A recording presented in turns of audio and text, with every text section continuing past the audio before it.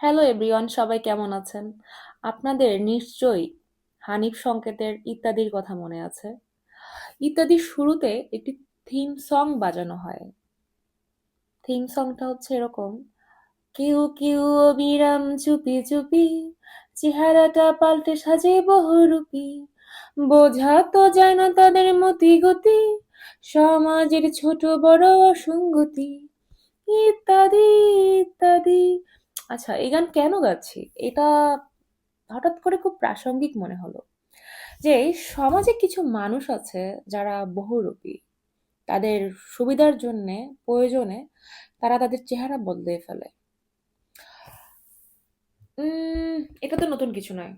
তবে এখান থেকে আমরা কিভাবে বের হব সেটা তো ভাবতে হবে, তাই না?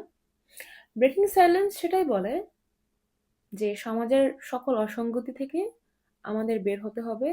আমাদের একটা একটা করে এই সমস্ত জংকে পরিষ্কার করতে হবে। এই লোহা যে মরীচিকা ধরেছে সেটি সাফ করে আমাদেরকে আসলে মেরুদণ্ড সোজা করে দাঁড়াতে হবে। বাংলাদেশে যেই মুহূর্তে প্রধানমন্ত্রী তারেক রহমান, সেই মুহূর্তে তার কন্যা জাইমা রহমানকে নিয়ে সোশ্যাল মিডিয়াতে স্লাশ শেমিং এর ঝড়, সাইবার বুলিং এর টর্নেডো বয়ে গেছে। এখন আপনি বলতে পারেন এটা তো নতুন কিছু নয়। হ্যাঁ, ঠিক তো। কয়েকদিন আগে, সরি, কয়েক মাস আগে শেখ হাসিনার নাতনিকে নিয়েও এই ধরনের নোংরামি সোশ্যাল মিডিয়াতে আমরা দেখেছি। এর আগে আমরা ইউনূসের মেয়েকে নিয়েও দেখেছি। অর্থাৎ ইউনূস যখন প্রধান উপদেষ্টা, তখনই তার মেয়েকে স্লাশ শেমিং এর মধ্যে দিয়ে যেতে হয়েছে। এছাড়াও যখন যেই নারী ব্যক্তিত্ব ক্যামেরার সামনে এসেছে, অর্থাৎ ফোকাসে এসেছে, তখনই তাকে এই সকল স্লাশ শেমিং এর মধ্যে দিয়ে যেতে হয়েছে। কিন্তু কেন? একবারও কি ভেবে দেখেছেন কেন? অথবা কারা এটি করে? বাংলাদেশে একটা গোষ্ঠী আছে যারা নারীদের প্রতি কোনো ধরনের কোনো রেসপেক্ট রাখেন না, এবং তারা কারা সেটি বোধহয় প্রকাশ হয়ে গেছে ইতিমধ্যেই। আমরা দেখেছি কাদের এক্স অ্যাকাউন্ট থেকে কর্মজীবী নারীদেরকে বেশ্যা বলা হয়েছে। আমরা দেখেছি কারা নারীদেরকে প্রলোভন দেখিয়েছিল কর্মঘণ্টা কমিয়ে নেবার। এখন আসেন, বাংলাদেশের মোট জনগোষ্ঠীর 50.9% হচ্ছে নারী।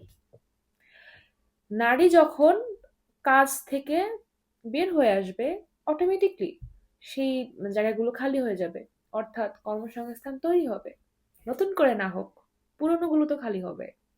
তারপরে সেখানে যুবকদেরকে জায়গা দেওয়া হবে, যুবকরা চাকরি করবেন, আর বলা হবে দেশে বেকারত্ব নাই। আর নারীকে তো দেশের জনগণই ভাবেন না। তারা তারা কারা? আমরা সবাই জানি তারা জামাত শিবির। তারা এই দেশের রাজাকার, যাদেরকে ঘৃণা ভরে প্রত্যাখ্যান করেছে এই দেশের নারীরা। তারা যখন দেখলো উম, এই নারীদের জন্যে এত কিছু বলে, এত লোভ টোপ দিয়ে কোনো কাজ হলো না, তখনই ক্ষমতার খুব কাছাকাছি একজন ব্যক্তিত্ব জাইমা রহমান, তাকে অ্যাটাক করা হলো। ওখানে আপনি থাকলে আপনাকেও অ্যাটাক করা হতো মশাই। আর কিছু নারীদেরকে দেখছি না বুঝি সেই সকল স্লাশিমিং এ অংশগ্রহণ করছেন শুধুমাত্র রাজনৈতিক প্রতিপক্ষ বলে। কিছু ব্যাপারে রাজনৈতিক প্রতিপক্ষ হওয়া উচিত না। আমি মনে করি তার মধ্যে অন্যতম হচ্ছে নারীর অধিকার। নারীর অধিকারের প্রশ্নে এই লড়াইয়ে আপনি রাজনীতি টানবেন না, আপনি সেখানে সামাজিক মূল্যবোধটাকে নিয়ে আসেন।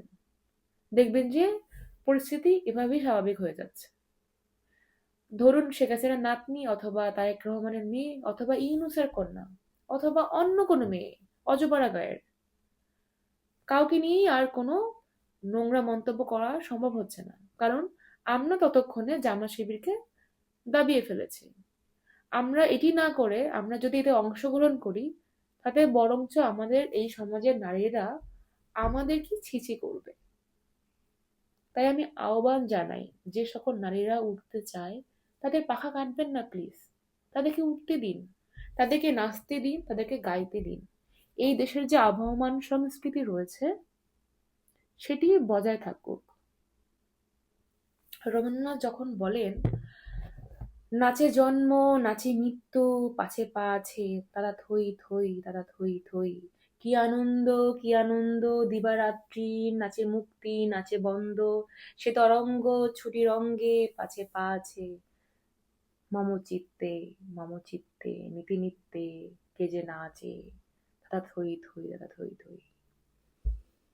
আমি রবীন্দ্রনাথের মতোই বলতে চাই, আমাদেরকে নাচতে দিন, আমাদেরকে উঠতে দিন, একটা সুস্থ সুন্দর সমাজ তৈরি করতে দিন। ধন্যবাদ।